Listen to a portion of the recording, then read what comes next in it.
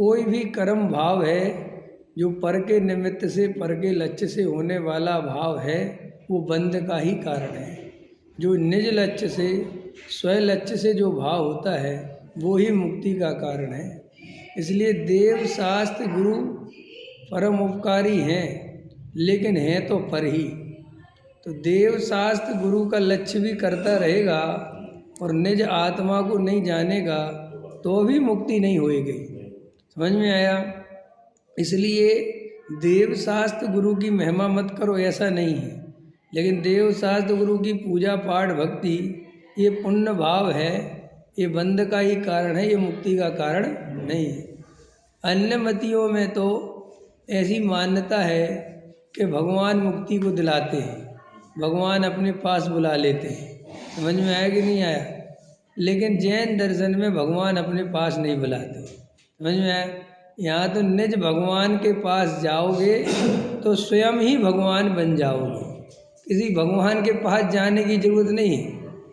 तो फिर साहब ये मंदिर, ये पूजा, ये पाठ, ये भक्ति, ये सब क्यों बना हुआ है?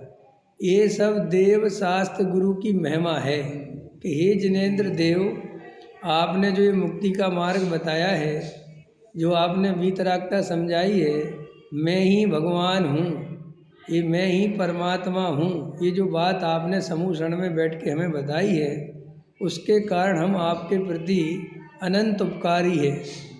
समझ में आया? आपका हमारे ऊपर अनंत अनंत उपकार है। इसलिए और आपके जैसा ही मुझे बनना है, मुझे भी अपने स्वभाव को पर्याय में प्रकट करना है, मुझे भी पर्याय की पामरता मिटानी है।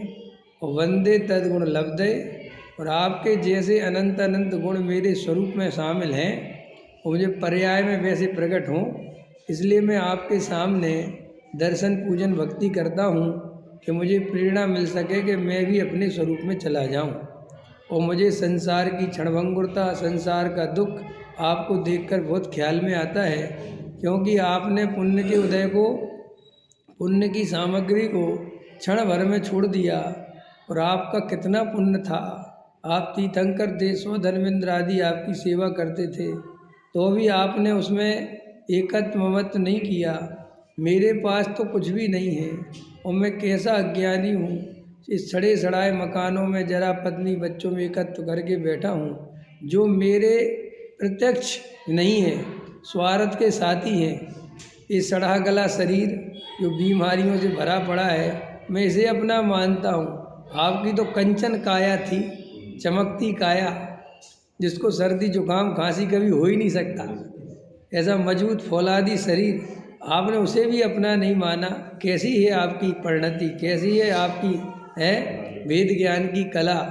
हे जिनेंद्र देव, ऐसी वेद ज्ञान की कला मुझे मिले, इसलिए मैं आपके चरणों में आया हूँ। वहाँ की मुझे कोई सांसारिक प्रयोजन, कोई लोभादिक कसाय, कोई मानादिक कसाय, ये सब आपके चरणों में बैठ के इनका नाश करने आया हूँ। मुझे ये सब नहीं चाहिए। मुझे रुपया पैसा मकान दुकान तो अवसार दिखते हैं, आप ही की वीतरागता सारभूत दिखती है। और मैं स्वयं भगवान हूँ, मुझे समझ में आया, तो इसलिए बार बार मैं आपके श्री चरणों में आता हूँ। तो जैन दर्शन में तो देव शास्त्र गुरु का बस इतना ही महिमा मंडन है। भगवान हमारे यहाँ करता धरता, लेकिन संसारी जीव, मोही जीव वीतरागी धर्म को भी रागी बना लेते हैं, क्योंकि जीव के अंदर की जैसी परिणति है वो उसका उपयोग वैसा करता है। नहीं समझ में आया कि नहीं है? अगर सोना जो है महिला को दो तो उसको गहने चांदी गहने हार दिखता है, और पुरुष को दो तो उसे उसकी कीमत दिखती है। बोलो, अपन के घर में देख लेना तुम, पत्नी कहेगी ये कैसा लग रहा हार, तुम्हारा हार पे डिजाइन पे दिमाग ही नहीं जाता, तुम्हारे दिमाग में जाता है 5 लाख का 7 का हो गया होगा है ना? ये पुरुष की प्रकृति है ये, क्योंकि उसको तुम्हारी डिजाइन बिजाइन में रसी नहीं है, उसका वो है ही नहीं, उसको मतलब ही नहीं है। लेकिन वो तो पत्नी को खुश करने के लिए कह देता बहुत सुंदर लग रहा है, लेकिन वो नहीं देखता सुंदर सुंदर, वो सब कहने की बात है। ऐसे ही जो सम्यक दृष्टि जीव होता है वो भगवान में वीतरागता देखता है। और भगवान के गुणानुवाद करता है और उनके जैसा बनना चाहता है। और जो मिथ्या दृष्टि जीव है वो भगवान की भक्ति से संसार का प्रयोजन सिद्ध करना चाहता है। उसे पारसनाथ कुछ लेने देने वाले दिखते हैं। तो अपनी अपनी दृष्टि है, भगवान तो वैसे ही है जैसे है। अब देखने का नजरिया है आपका, नहीं समझ में। एक आदमी पूजा पाठ भक्ति उनके जो गुण हैं, उनकी जो वीतरागता है, उनने जो वस्तु का स्वरूप बताया है, उनके प्रति अहो भाव आता है, इसलिए उनकी पूजा पाठ भक्ति में उसका भाव जगता है। और जो मिथ्या दृष्टि है वो सोचता है कि पारसनाथ की पूजा करने से मेरी दुकान चल जाएगी।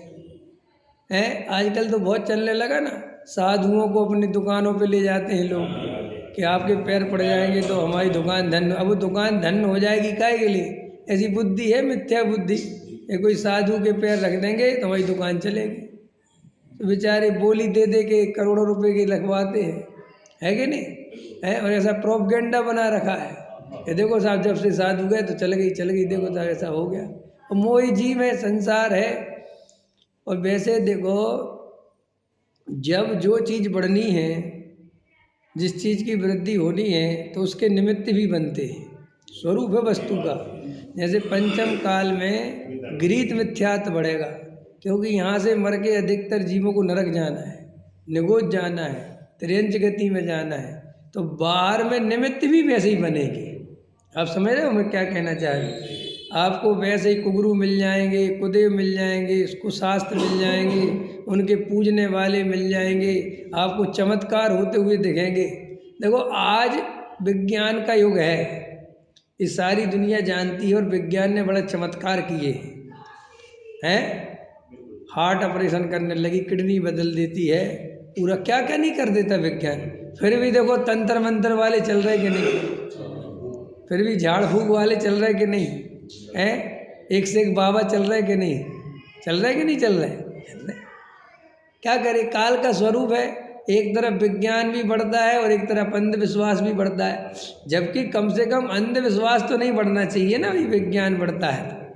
लेकिन नहीं, ऐसा कुछ नहीं, अंधविश्वास खूब चलता है। आज भी कोई भी बाबा के सामने लाखों आदमी खड़ा मिलेगा, इंजीनियर, बड़े बड़े डॉक्टर, ऐसा मूर्ख है संसार। क्यों ऐसा क्यों है भैया? जिन्हें नरक निगोज जाना है वे गृहीत मिथ्यात्व का सेवन करेंगे ही करेंगे, करे क्या बेचारे, तो उनको वैसे ही सब मिल जाएगा, ऐसा सिस्टम है। देखो जो शराब पीने वाला है उसे कहीं भी उतार दो, किसी भी शहर में भेज दो, वो शराब खोज लाता है। ये सिगरेट पीने वाले होते हैं ना, और ये नशा कारक, वे देखो वो कर लेंगे अपने प्रयोजन की सिद्धि में। तुमको कहीं भेज दो, वो कर लेगा इधर से उधर, है। देखो ऐसे ही जिनको अभी नरक निगोज जाना है वे कुगरू खोज लेंगे, वे कुदेव खोज लेंगे, वे अंधविश्वास में चले जाएंगे, गृहीत मिथ्यात्व का सेवन कर लेंगे। और जिनको मोक्ष मार्ग में जाना है वो सच्चा गुरु खोज लेंगे। स्वरूप है वस्तु का ऐसा, माने प्रकृति आपको जहाँ जाना है वो व्यवस्था भी करके देती है, गति के अनुसार मति, समझ में आएगी नहीं, वैसे ही बुद्धि हो जाती है। तो इसलिए हमारे यहाँ तो वीतरागता ही धर्म है, और देव शास्त्र गुरु ने जो मोक्ष मार्ग बताया है उस पर चलना ही वास्तव में भगवान के प्रति जो है भक्ति है। निश्चय भक्ति तो यही है, निश्चय भक्ति। समय सार जी में 31, 32, 33 गाथा पढ़ोगे तो उसमें निश्चय स्तुति का वर्णन है, बहुत अच्छा है। एक व्यवहार भक्ति है और एक निश्चय भक्ति है। तो आचार्य कहते निश्चय भक्ति भी क्या होती है? बोले अपने में चले जाना, अपने में रम जाना, ये असली निश्चय भक्ति है। ये भी भक्ति, खुद के खुद में जाना ये भक्ति है। समझ में आया कि नहीं आया? खुद का स्मरण करना ये भक्ति है। खाली भगवान के सामने ढोल मजीरा बजाना, जोर जोर से गाना, ये भक्ति नहीं है। मैं शांत होकर अपने स्वरूप का स्मरण कर रहा हूँ तो मैं असली भक्ति कर रहा हूँ। कि असली क्यों? क्योंकि इससे कर्म बंध कटेगा और भगवान वाली भक्ति से कर्म बंध होगा।